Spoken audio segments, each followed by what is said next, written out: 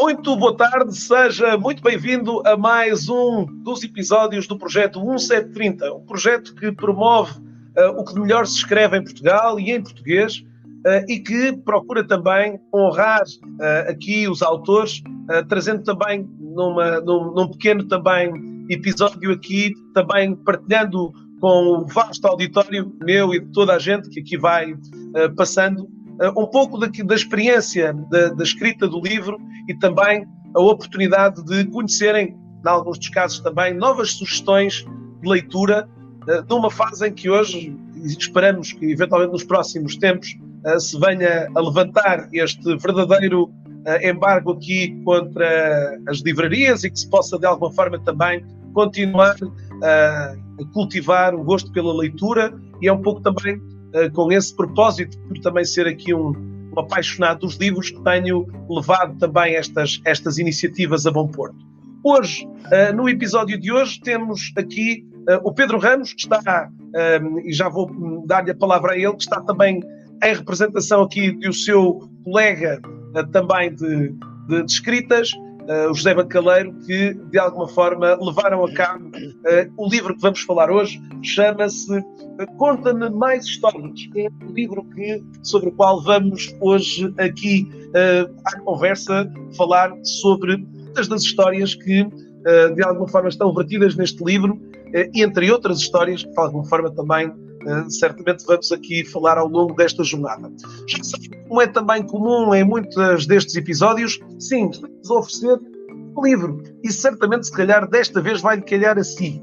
Para isso será necessário que de alguma maneira possa aqui no LinkedIn ou até no Instagram publicar uma foto desta nossa conversa com o livro ou sem o livro, para que se possa habilitar provavelmente no dia de amanhã ou durante o fim de semana, receba a boa novidade que já dei hoje a outras duas pessoas do livro que também esta semana falamos, o Código das Mentes Extraordinárias, onde tive também a oportunidade de sortear aqui e de trazer dois novos vencedores que irão receber esse mesmo livro, o Código das Mentes Extraordinárias. Bom, Pedro, sem mais, grato pela tua participação aqui e por teres acedido a este meu desafio de virmos conversar aqui um pouco de volta deste, não da fogueira, mas deste livro que aqui colocaram.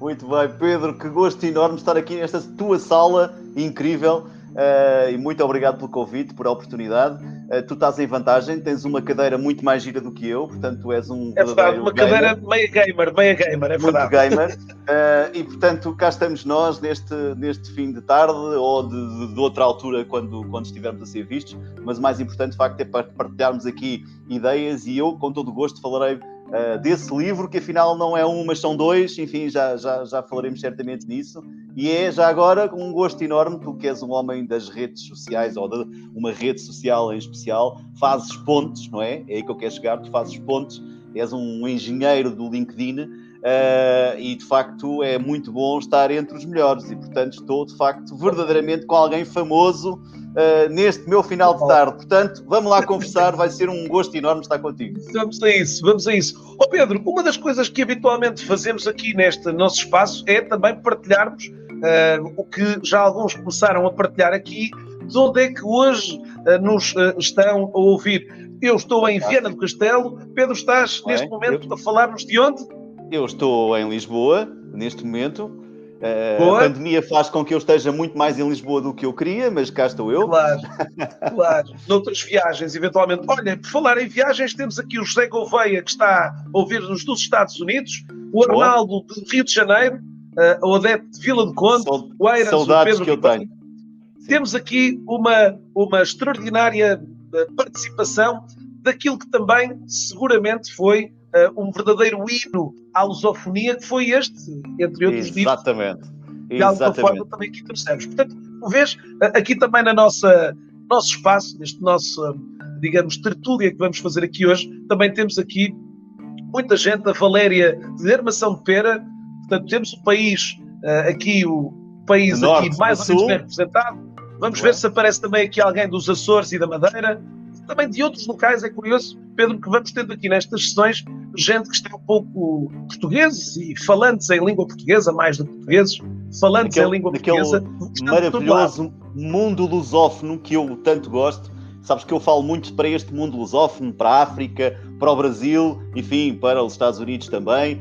Eu acho incrível, de facto, esta partilha, porque juntos somos mais fortes, lá diz aquela velha expressão, mas que cada vez mais se torna uma grande verdade. Sobretudo, estamos a sentir isso na pele a propósito destes confinamentos e desta dificuldade da pandemia. Vamos lá falar desse mundo lusófono, então, e de histórias do mundo lusófono. Ora bem, estávamos aqui a falar, e o tema e o propósito da nossa conversa é não deste livro, mas deste livro, do Conta Mais Histórias. Pedro, consegues de alguma forma contar-nos a história deste, mas provavelmente começando por este? Este, não é? Vamos começar por este. Olha, o Conta-me Histórias, foi este primeiro volume que saiu em 2019. Conta-me Histórias, Storytelling na Gestão de Pessoas. Portanto, este foi o primeiro volume. Nasceu de uma forma muito engraçada. Como, aliás, tu contaste bem, tem 2 coordenadores, eu e o José Bancaleiro. Enfim, basicamente somos colegas, para além de grandes amigos, somos colegas de carteira, como nós costumamos dizer. E porquê colegas de carteira? Cá está ele, o José Bancaleiro, aí está ele. E de facto, porque ambos somos professores, concretamente da Coimbra Business School, e foi exatamente um dia em Coimbra, por coincidência estávamos os dois a dar aulas nesse sábado, foi um sábado, em que resolvemos ir almoçar, tínhamos aulas de manhã e depois aulas ao meio da tarde, e lá fomos nós, e agora, enfim, cá estou eu acima das nuvens, ou abaixo das nuvens, ou nas nuvens, onde gosto muito de estar também. E de facto, como te digo, fomos almoçar os dois e de repente, enfim, sendo ele um homem com imensa experiência na gestão de recursos humanos, com muito mais anos disto do que eu, enfim, eu também já tenho uns 25, mais de 25 anos a gerir pessoas, e portanto começámos de repente ao almoço a partilhar histórias e a rir-nos incrivelmente com as histórias dele e com as minhas histórias. Portanto, demos por nós a contar histórias um ao outro da nossa vida, a minha de 25 e a dele muito mais, ou alguns mais anos, enquanto gestor de pessoas. E, portanto, isto nasceu literalmente à mesa do restaurante.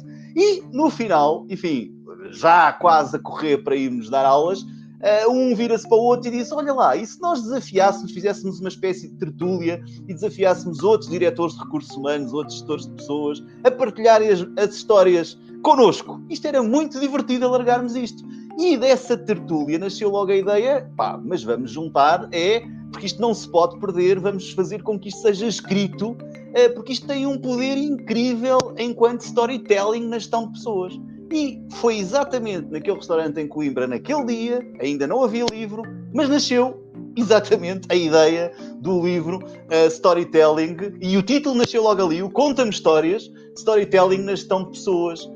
E de facto, o que é que nós fizemos? Começámos a desafiar, ele e eu, um conjunto de autores de histórias. Deixa-me dizer-te que isto é, desde logo, como eu costumo dizer, um grande murro no estômago, porque dirigimos a alguém a dizer: olha, tu deves ter histórias incríveis, conta-nos uma história, escreve uma história que tenha uma coisa que tenha corrido bem ou mal, de sucesso ou insucesso, mas tens no máximo 2 páginas. Isto é logo assustador, é um grande desafio, e normalmente começamos assim, e depois, obviamente, temos que fazer algum coaching, algum mentoring, algum coaching aos autores para poder encaminhar um pouco as suas histórias, e eles, habitualmente, o que tem sido gratificante para mim e para o Zé, os autores acabam por ir partilhando connosco à medida que vão contando a sua história até ao documento final. E foi assim que nasceu a primeira obra, e publicámos, enfim, desafiámos depois o nosso editor, a RH Editora. Enfim, é justíssimo que eu diga isto. A editora RH, que desde a primeira hora padrinhou esta ideia, e que, enfim, o Augusto Lobato Neves, o editor, que abraçou desde logo este projeto e pôs, de facto, cá fora este primeiro livro. Fizemos na altura, isto foi antes da pandemia, em 2019, fizemos vários lançamentos. Cá está a RH Editora, que continua a fazer um trabalho notável a divulgar autores portugueses que estudam estes temas ligados à gestão de pessoas. Olha, ali está outro de que eu sou coordenador também, aquele lindíssimo, chamado Sharing My Change, um dos livros, enfim, depois um destes dias convidas-me para falar de mudança e de gestão de mudança, que é uma coisa que eu também acho fascinante. Mas, de facto, aquilo que aquilo que fizemos, de facto, foi fazer lançamentos do livro e tivemos audiências incríveis presenciais em várias universidades, também, enfim, numa sala enorme num hotel em Lisboa, e em que o lançamento do livro foi ele também uma peça extraordinária de storytelling, porque fizemos lançamentos de livros com a presença dos autores, no Porto, em Lisboa, em Aveiro... Aliás, Pedro, deixa-me só dizer que a Isabel Moço chegou agora e, portanto, também temos aqui a presença de uma autora... Primeira autora de uma das nossas histórias e incrível. Aliás, eu já vou falar do lançamento do segundo, desse que tu estás a oferecer hoje, que foi lançado exatamente com a Isabel Moço na Universidade Europeia. Estas coisas deve-se dizer exatamente os nomes, as pessoas, os locais, porque de facto é esta rede que faz com que... Olá a todos, olá Isabel, também para ti é um gosto enorme. Felizmente temos boas amizades, bons contactos e fazemos estas pontes incríveis. E depois, o que é que aconteceu? Como eu dizia, foram momentos muito energizantes e energizados, aqueles do lançamento do primeiro volume, e ficou logo aquele gostinho, porque os autores compartilharam as suas histórias, e ficou logo o gostinho, não, mas isto não chega. É preciso nós continuarmos a procurar novas histórias e novos autores. E então... até porque eu e o Zé temos uma ligação muito forte, de facto, ao mundo lusófono, e estávamos um pouco a falar nisto há bocadinho. Eu sou conselheiro estratégico da ABRH, da Associação Brasileira de Recursos Humanos, sou presidente da Diretivos de Capital Humano de Portugal, com uma ligação forte também à África. Enfim, estou permanentemente, enfim, com muita frequência a fazer palestras em África, no Fórum RH, etc. O Zé também. E, portanto, e o Zé com uma ligação também a Timor, e, portanto, achámos que era extraordinário fazer um alargamento disto e desafiar autores, não só de Portugal, mas também desse mundo lusófono.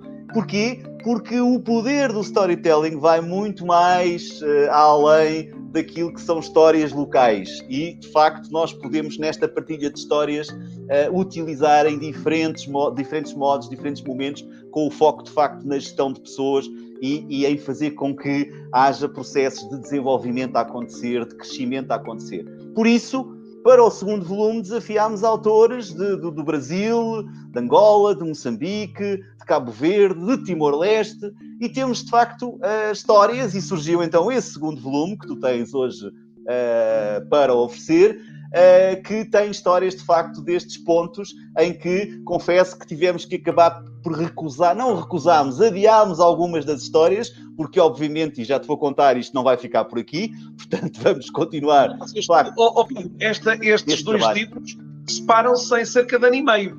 O primeiro é de abril de 2019 e este entra já em novembro de 2020. Olha, mas foi em novembro de 2020, infelizmente, por causa desta pandemia terrível que aconteceu, porque senão ele seria do início de 2020. Porque foi exatamente enfim, repara, este livro primeiro foi lançado em 2019, como tu dizes, até ao final de 2019 nós já tínhamos mais não sei quantas histórias para publicar. E no início de 2020 era para sair, de facto, a segunda edição. Depois, com a pandemia, enfim, tudo fechou, como nós sabemos, e de facto acabou por atrasar todo o processo de edição. O livro estava prontíssimo, mas à espera da melhor oportunidade. Obviamente que não desatualizou de forma nenhuma, as histórias continuam incríveis, e quer as introduções, a minha e a do Zé Bancaleiro, porque nós fazemos depois um trabalho de introdução, de relação e de importância do storytelling, e já agora... A organização das histórias, que também é importante perceber. Isso, a organização por títulos, por capítulos, que no fundo, de forma Pedro, divertida... Eu já te vou perguntar depois esta divisão aqui dos 6 capítulos que fizeste, desta divisão das histórias. Exatamente, também tem esse lado, esse papel importante por parte de ti e do José, no fundo, como coordenadores, de procurar alinhar aqui estas histórias todas. Portanto, tendo aqui O tema foi, isto é muito simples, na primeira nós não fizemos esse alinhamento, basicamente colocámos as histórias por ordem alfabética dos autores, temos que confessar, porque de facto não estávamos à espera de toda esta dinâmica. No segundo nós achámos, não, até porque já temos histórias com um cariz africano, um cariz mais do outro lado do Atlântico, português, outro misturado, e depois é engraçado que começámos a perceber que há histórias de autores, há histórias dos autores, há histórias de outros, há histórias que afinal não são histórias. Temos um capítulo muito interessante que nós chamamos quase histórias. Há histórias que não chegaram a ser, há histórias, e enfim, achamos, não, isto é giro, é nós agora, esta organização, e acho que ficou bem divertido. Dividimos isto por gavetas com este tipo de lógicas e com estes títulos, com estes títulos bem engraçados, para ajudar a arrumar um pouco estas histórias por esses capítulos. Até porque, cá está, este segundo volume já tinha este interesse do storytelling na gestão de pessoas no mundo lusófono. E, portanto, queríamos muito, neste segundo, de facto, arrumar, reagrupar estas histórias pelos autores, como se estivéssemos cá está no tal restaurante em Coimbra, onde um dia vamos voltar, certamente depois da pandemia, mas não só eu e o Zé, mas com outros autores, de facto, para partilharmos ali a cores e ao vivo. Onde nasceu aqui digamos, o momento que fez desplotar este projeto, não é? Este projeto. A verdade é que, e aproveito novamente aqui para falar, para quem chegou poucos minutos aqui a esta sessão, estou à conversa com o Pedro Ramos, o coautor do livro Conta-me Histórias, um livro que hoje conta-me mais histórias, um livro sobre o qual estamos hoje a falar e sobre o qual estamos também hoje a também permitir que mais pessoas hoje, neste caso duas pessoas, possam também vir a receber este livro na próxima semana, para se poderem também deliciar com as diferentes histórias que o Pedro Ramos e o José Bancaleiro tão habilmente foram desenhando e foram lançando aqui um conjunto de desafios. Pedro, estavas a dizer, portanto, este processo de alguma forma praticamente acabou por não cessar do primeiro livro, portanto as histórias continuaram de alguma forma a surgir de uma forma muito natural e, portanto, esta chegada do Conta Mais Histórias, lá está, foi uma consequência natural aqui. Completamente. Agora, compreendo também as histórias, e o que nós também gostávamos de ouvir é algumas histórias por trás exatamente daquilo que já tivemos a oportunidade de dizer, as histórias de todo este processo de cozinhar este livro, ou seja, os tais desafios, estes tais desconfortos, para muitos que, e recordo-me aqui pelo menos de dois das pessoas que contribuíram a dizer, é a primeira vez que escrevo um livro e que tenho a oportunidade de escrever um capítulo. Portanto, é verdade. De alguma forma também todas elas se sentiram um bocadinho parte deste grande projeto. Não, nós queremos mesmo que elas se sintam não só uma parte, elas são a parte principal. Repara. A parte principal. A ideia destes livros, destes 2 volumes do livro, é que,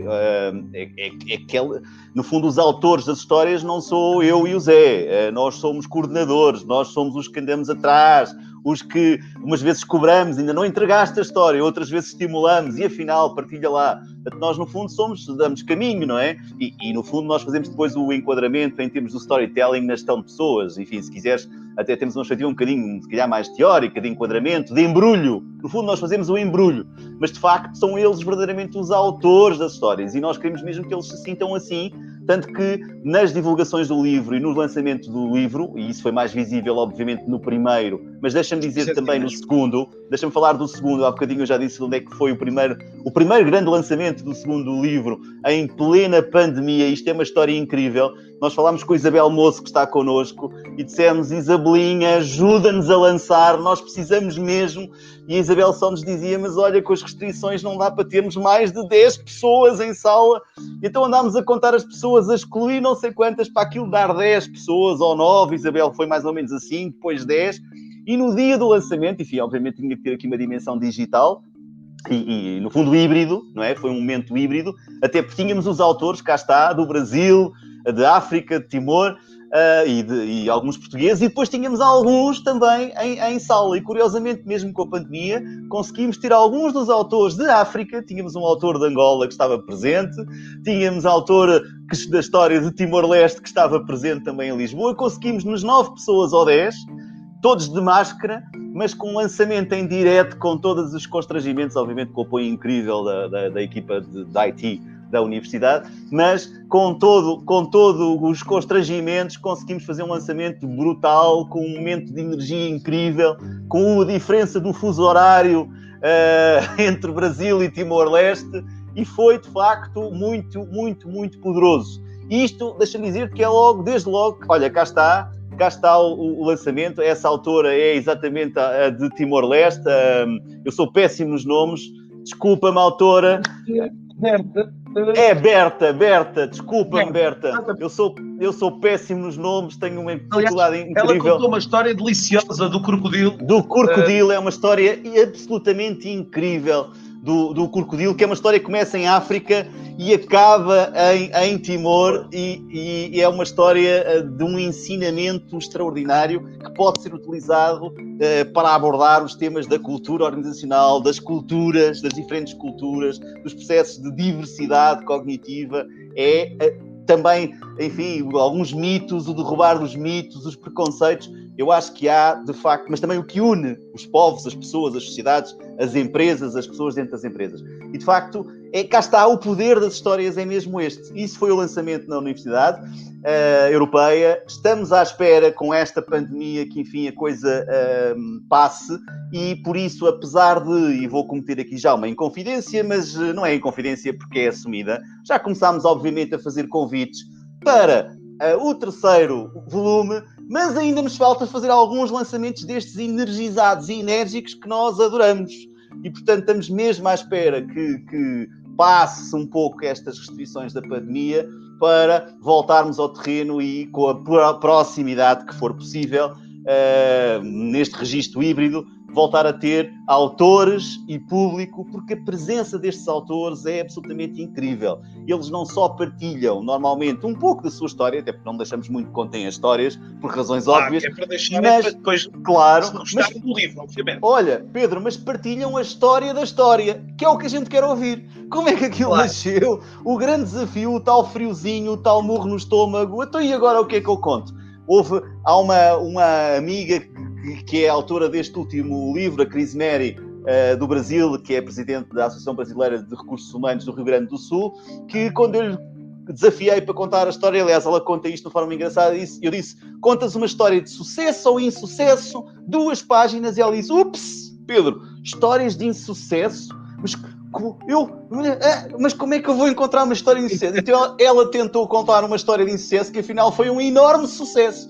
E isso eu tenho partilhado Foi da virada. Não é? É isso, tenho partilhado. Esse é o objetivo e a forma como se deve trabalhar, de facto, esta lógica de histórias. E depois também há algumas histórias do baú. No primeiro volume, o Bancaleiro conta uma história muito engraçada de Tascas em Santarém. Enfim, este primeiro volume ainda está à venda, eu não vou contar a história sobre Tascas em Santarém, que é divertidíssima, e eu também conto uma história neste Contas uma história de gênio. Contas uma história de gênio do meu gênio.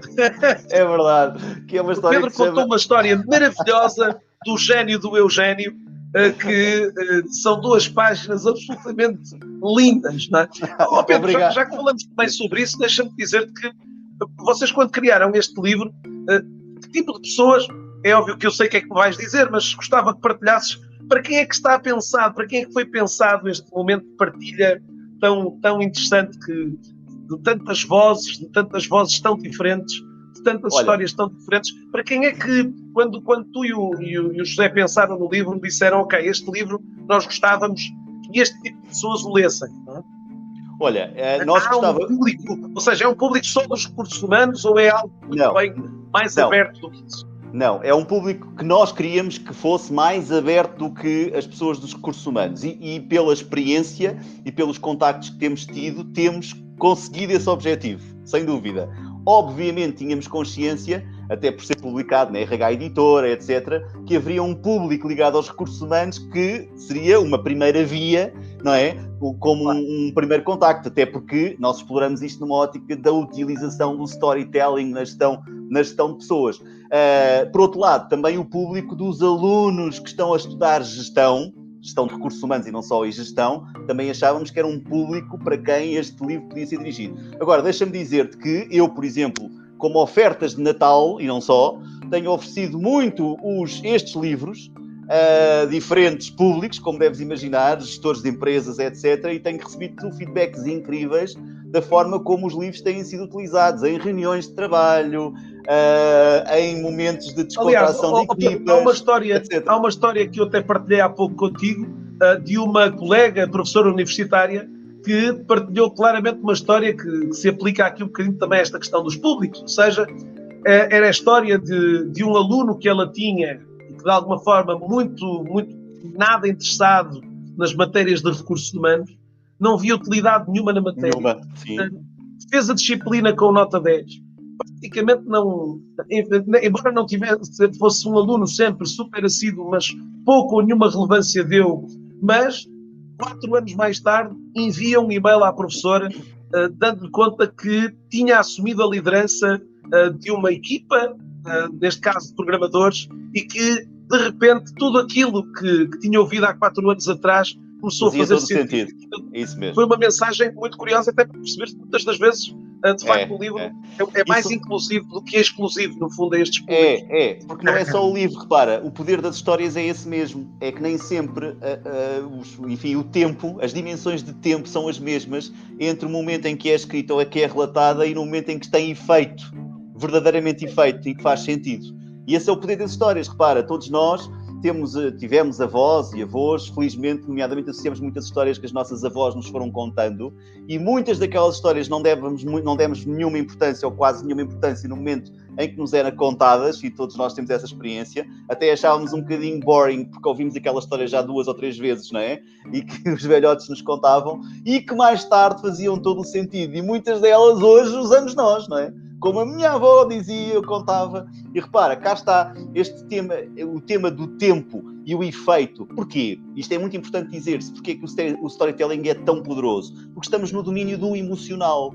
Estamos no domínio da gestão das emoções. No fundo, as histórias servem para emocionar as pessoas. No fundo, emocionam quem conta ou quem escreve, e emocionam a pessoa que vai ler, ouvir.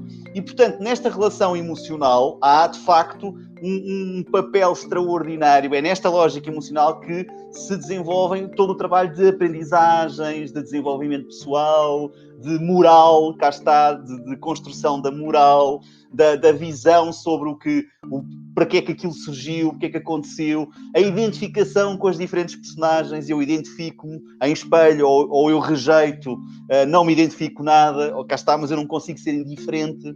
E, portanto, cá está o papel das histórias na gestão das pessoas, no sentido de envolver as pessoas, de enquadrar. Por exemplo, hoje, tu ainda não perguntaste isto, mas vais perguntar como é que se usa histórias, de facto, hoje, repara, nos momentos difíceis que estamos a viver, etc., por exemplo, para trabalhar os temas como o propósito das empresas, o propósito da organização. Não há melhor do que utilizar histórias.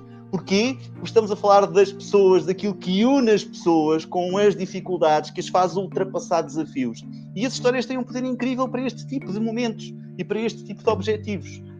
E, portanto, é isso que nós temos desafiado, de facto, temos e estamos a continuar a desafiar para continuarmos a fazer estes volumes de, não sei como é que se vai chamar o terceiro, tu há bocado a brincar perguntavas como é que é, porque o primeiro chama-se Conta-me Histórias, o segundo chama-se Conta-me Mais Histórias, eu não sei se o próximo se vai chamar Conta-me Ainda Mais Histórias, mas eu e o Zé teremos certamente solução para isso, porque uma coisa é certa, as histórias não param, continuamos a ter autores incríveis de histórias, e isto é um legado que fica para a gestão de pessoas. E eu sei que... O Fernando coloca-te aqui uma questão de como é que foi este processo de seleção para contar histórias. Claro, já o partilhaste um bocadinho, de certa forma, enfim, alguns dos canais oficiosos, de alguma forma, e de algumas associações que quer tu, quer o José estão associados e vinculados, mas este foi um bocadinho um processo de seleção natural. Como é que o Fernando lança aqui a questão? Olha, não, é de facto um processo de seleção natural. O primeiro foi, digamos, o menos natural, não é? Claro. Primeiro, nós obviamente dirigimos convites a pessoas... Houve uma intencionalidade específica. Com certeza. Dirigimos convites específicos a pessoas que achávamos que podiam corresponder com as histórias, e corresponderam. Obviamente fizemos mais convites do que aquelas histórias que tivemos, porque depois há pessoas que não têm o tempo para escrever, etc. E algumas dessas, cá está o processo do segundo, algumas dessas pessoas entraram no segundo, mas no segundo foi, digamos, mais natural, porque obviamente, por exemplo, em 2019, quando saiu este Conta-me Histórias, eu fui ao Brasil, entretanto, em 2019, e até já no início de 2020, fazer algumas palestras, etc. E ofereci vários destes livros, e, por exemplo, no Brasil teve uma aceitação incrível, porque disse, mas eu quero participar, eu gostava de... Portanto, também tivemos casos destes, em que há autores que se ofereceram para... Eu gostava de participar num livro destes. E depois, repara, tudo isto nasceu neste quadro e neste contexto. Obviamente que o segundo, nós tivemos a intenção de ter autores da lusofonia, portanto, que fossem representativos dos diferentes países. Não queríamos ter só autores portugueses, ou portugueses de Portugal, ou, enfim, felizmente temos portugueses luso-brasileiros, portugueses brasileiros, africanos portugueses, felizmente. Fora, ou que estiveram fora em vários continentes. É isto que é maravilhoso nesta lusofonia. E de facto foi isto que nasceu. Agora estamos a convidar quem? Um pouco as pessoas que acabaram por acompanhar este processo dos lançamentos e que se juntaram a nós neste movimento, e pessoas a quem convidamos diretamente. Por exemplo, neste momento, a esta hora, aqui, a cores e ao vivo e em direto, eu estou a convidar o Pedro Caramês para ser autor do nosso próximo Conta-me Histórias. Escolhi o melhor momento, certo? Vamos arranjar bons momentos. É assim que estas coisas têm acontecido e continuam a acontecer. Portanto, a próxima edição, não perca, vamos ter uma história do homem... Fique desse lado. Do homem do LinkedIn. Olha, falar em homem do LinkedIn, gostava de partilhar contigo e com todos uma história muito deliciosa, que estamos também a falar de histórias, uma história deliciosa que aconteceu há 48 horas atrás no LinkedIn. Falo-vos especificamente da história da Elvira Oliveira. Alguns certamente já devem ter visto.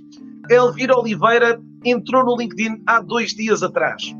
E há 2 dias atrás, de alguma maneira, publicando este seu conteúdo, dizendo que era nova neste universo digital, partilhava aqui um bocadinho da sua predisposição e vontade de, mesmo com 50 anos, de querer continuar a perseguir uma vontade imensa de arregaçar mangas e trabalhar.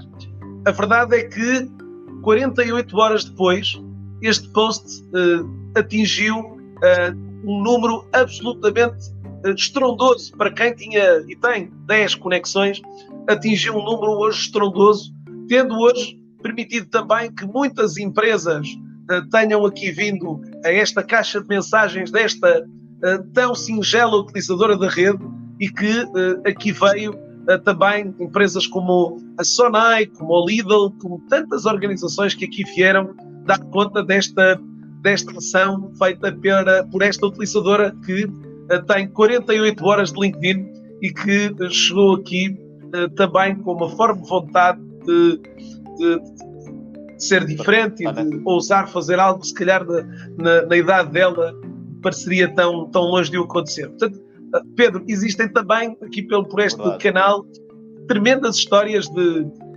perseverança, de resiliência, de superação. Sim. E esta muito engraçada, de facto, de ter acontecido há 48 horas atrás e de estar a gerar uma onda de solidariedade absolutamente ímpar numa rede como LinkedIn, onde, Pedro, estávamos mais habituados a histórias destas em solo brasileiro, enfim, em países com uma maior expressão também de utilização, fora Portugal, com 4 milhões de utilizadores registrados na plataforma, seja um número bastante simpático.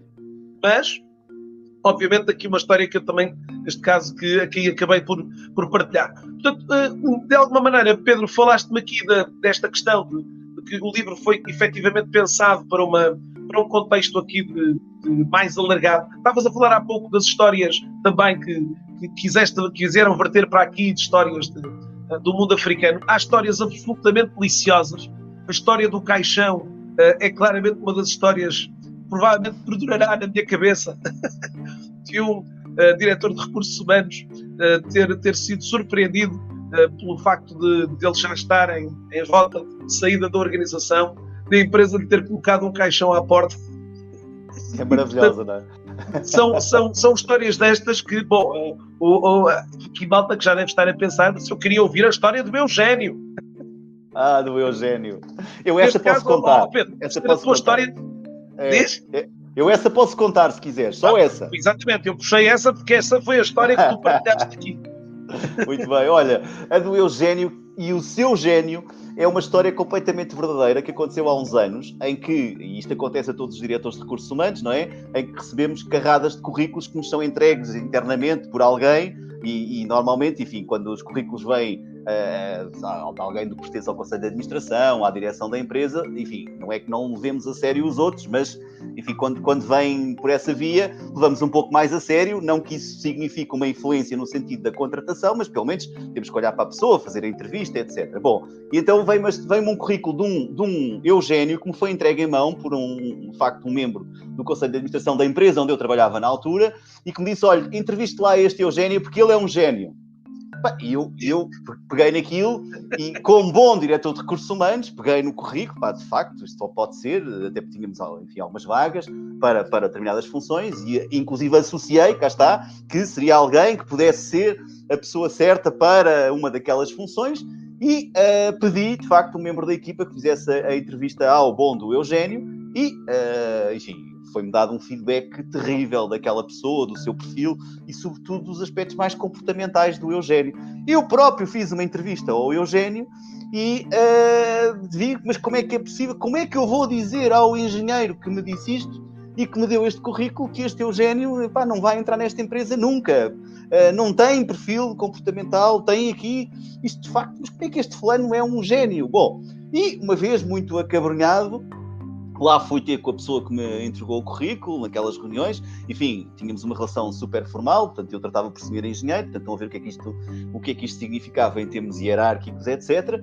E lá disse, senhor engenheiro, em relação àquele currículo que me deu, do tal Eugénio, bem, ele de gênio, bom, ouço uma gargalhada enorme do outro lado, e disse-me, Pedro, mas isso, ouça, está a confirmar aquilo que eu disse. O que eu lhe disse é que ele tinha um gênio terrível e, portanto, só queria que falasse com ele para me livrar desta incumbência do currículo que me foi dado. Bom, e de facto, cá está, muitas vezes, cá está a questão da comunicação que assume diferentes contextos e, muitas vezes, os pressupostos que nós temos e a ideia que nós temos não corresponde verdadeiramente àquilo que... Curiosamente, essa parte da comunicação é um dos elementos-chave que também se retira do livro. Ou seja, há muitas histórias onde, efetivamente, o cuidado... Recordo-me, por exemplo, a última história de todas do pintor, que é claramente uma história que fala muito destes canais de comunicação e desta ligação, muitas das vezes, às pessoas,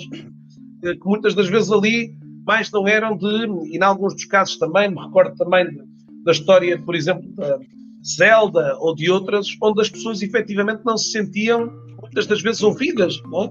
E portanto, eu diria que há muitos elementos-chave que se retiram aqui destas diferentes histórias, não é, Pedro? Ou seja, além desta que falaste aqui das questões, houve várias histórias aqui sobre as culturas de mudança, que foram aqui partilhadas, outras ligadas também a esta área da comunicação, que, digamos assim, que outros elementos conseguimos aqui extrair um bocadinho dessas histórias. Portanto, lá está a questão da mudança. Falamos, algumas aqui também vimos algumas questões de fracasso, às vezes até de fracasso. Sim. Houve algumas histórias partilhadas aqui de um fracasso relativo, ou seja, foi muitas das vezes, retirar efetivamente um colaborador que não era eventualmente detalhado para aquele tipo de função, mas que noutro tipo de função, e recordo, por exemplo, uma história deliciosa também julgo eu que de uma pessoa, de alguma forma, com fracos estudos, um homem da construção civil, e que gerou uma mudança, digamos assim, numa obra que permitiu à empresa um encaixe financeiro gigantesco, não é? Sim. E na altura, exatamente porque teve uma oportunidade única para lhe darem voz, e ele foi capaz de uma forma simples, pegar num guardanapo e desenhar para espanto dos engenheiros e da comissão. São estas maravilhosas histórias. Mas, Pedro, que outros elementos é que também retiras algumas destes ensinamentos que podemos extrair para além destes que eu partilhei? Eu acho que é basicamente estas questões de aprendizagem. Muitas vezes não é a própria história em si, que é divertida, mas algum comportamento da personagem, cá está, ou de alguma personagem, é a forma como se superou, por exemplo, elementos de superação, casos de empenhamento, de concertação de esforços, de atingimento de resultados. Estes são, acho que, os grandes elementos que se tira das histórias, para além do aspecto que cá está emocional e divertido, e noutras formas, noutras até não tão divertidas, ou pelo menos foi não divertido no momento e é divertido depois uns anos mais tarde, ou o contrário, cá está, mas basicamente elas andam à volta de elementos de sucesso, insucesso, superação, envolvimento, construção conjunta, crescimento, muito crescimento, e portanto cá está a moral da história, sempre associada a poderosos momentos de aprendizagem. Eu acho que este é o grande desafio da escrita, da leitura e da utilização. E da utilização do poder das histórias. Eu acho que é mais ou menos. Aliás, até como tu disseste, de facto, houve muitos que partilharam aqui experiências já com 20, 25 anos, mas que ainda hoje muito vivas na memória de cada um deles. É isso mesmo. Memória de cada um deles. Caso. Olha, nesta parte final, e estamos aqui praticamente no fecho deste momento aqui, estamos à conversa com o Pedro Ramos, o autor juntamente também com outro também importante figura aqui da nossa praça, José Bancaleiro, autor de Conta Mais Histórias, Storytelling na Gestão de Pessoas, aqui num grande espaço de lusofonia, que contou aqui com contributos de muitas. Eu, por acaso, não contabilizei o número de autores que participaram, mas foi, de facto, um número bastante significativo. Um número significativo, sim. Um número significativo. De histórias, até porque, como já ouviram o Pedro, as histórias são curtas, são de fácil digestão, mas, de certa forma, em alguns dos casos, ficarão marcadas na vossa cabeça, seguramente, até porque muitas delas, efetivamente, deixam esse... Aliás, eu não te nego ter terminado a leitura com, digamos, um brilho nos olhos especial, não emocional, mas quer dizer, com a sensação de ter visto ali, quase que, em alguns dos casos, vivenciado um bocadinho das experiências que ali foram partilhadas na relação com as lideranças, dos diferentes momentos que aqui, de alguma forma, foram partilhados aqui. Pedro, para fecho desta nossa sessão, gostava de ir numa fase também desafiante para este contexto aqui que vivemos e que atravessamos, um contexto também que todo o profissional de recursos humanos hoje também vive aqui enormes desafios internos nas organizações, que diria aqui que conselhos é que de alguma forma deixarias aqui, seja, se quiseres, conselhos, neste caso, muito dirigido aqui aos profissionais de recursos humanos, mas também, se calhar, aos profissionais no geral, conselhos aqui estamos aqui a fechar o segundo mês do ano, mais um ano desafiante, que sugestões, ou que conselhos, ou que recomendações, que palavras gostarias de deixar aqui também neste fecho, deste nosso momento aqui à conversa aqui com o livro? Olha, eu acho que nós aprendemos nestes últimos tempos, eu não me canso de dizer isto, com a utilização de mais tecnologia, e nós estamos aqui de facto neste exemplo disso, não é? As tecnologias digitais, que não vieram nada substituir a minha e a tua presença, antes pelo contrário, vêm trazer um momento incrível de conversa e de alinhamento e de boa energia, como estamos a viver agora, e isto serve para provar que de facto com mais tecnologia nós podemos potenciar mais humanização dentro das nossas organizações. E portanto este é o grande conselho, é de facto um foco muito forte nos processos de humanização, de envolvimento, de utilização do erro como momento, como potencial de crescimento, e, sobretudo, esta vertente emocional, a vertente da flexibilidade cognitiva necessária para podermos ir acrescentando, arranjando novas soluções para os velhos problemas, novas soluções para problemas que nunca tivemos, e sobretudo poder enfrentar nesta perspectiva e numa posição de grande envolvimento, alinhamento, cooperação, momentos de energia, energização, mobilização para podermos enfrentar os momentos mais difíceis que todos nós estamos a viver. De facto, já estamos há um ano em pandemia, não é? E não sabemos quanto mais tempo vamos estar neste registro. Os momentos não são fáceis, mas de facto devemos ter um foco muito, muito grande no lado positivo e conseguir ver, mesmo apesar dos grandes desafios, cá está, se o foco for de aprendizagem, vamos certamente ver o lado mais positivo de crescimento individual e do grupo, e depois não estamos sozinhos, quer dizer, e de facto as redes ajudam-nos exatamente a compreender isso, e a forma como podemos influenciar os outros, e os outros nos influenciam, é como um processo de liderança, podemos liderar os outros, mas para isso temos que nos autoliderar primeiro, portanto tudo isto é dar e receber. E basicamente é isso que nós estamos a fazer, e certamente vamos ultrapassar estes momentos mais difíceis e caminhar com um foco muito grande, cá está, no destino, quando lá chegarmos, e havemos de chegar certamente. Portanto, é assim que eu levo a minha vida e vou continuar certamente a fazê-lo, com pessoas incríveis à minha volta, como é o teu caso, e a acompanhar o teu brilhante trabalho. Continuo a gostar imenso da tua cadeira e, olha, não quero nada à tua cadeira no sentido de invejar, mas elogio muito o trabalho que tens feito em prol desta grande comunidade, não só de gestores de recursos humanos, mas de profissionais. Isto é claramente uma cadeia incrível de gente profissional. Fico grato pelas tuas palavras. Assim que esteve aqui a acompanhar-nos, já sabe, se quiser ganhar um exemplar do livro, precisa apenas de publicar, dar-nos conta de que esteve desse lado aí durante estes 45 minutos a ouvir estas incríveis histórias e provavelmente com uma curiosidade imensa de conhecer tudo aquilo que aqui está colocado. Já viu que esta ainda é digamos, uma parte de um episódio maior, que ainda vai ter aqui uma terceira parte e seguramente outros momentos de partilha. Grato a ti, Pedro, e também, obviamente, ao José também, por vocês terem aceito aqui o desafio. Voltaremos seguramente aqui para a terceira edição, cheios de vontade também aqui a poder dar eco também a todas estas ações. Isabel, obrigada também por estares desse lado, fazeres parte aqui da associação dos autores, como presidente da associação dos autores que participaram do livro. Muito grata também por teres aqui estado de alguma forma assim mais discreta, mas também tenha estado aqui também a escutar-nos aqui durante este serão aqui deste final de tarde.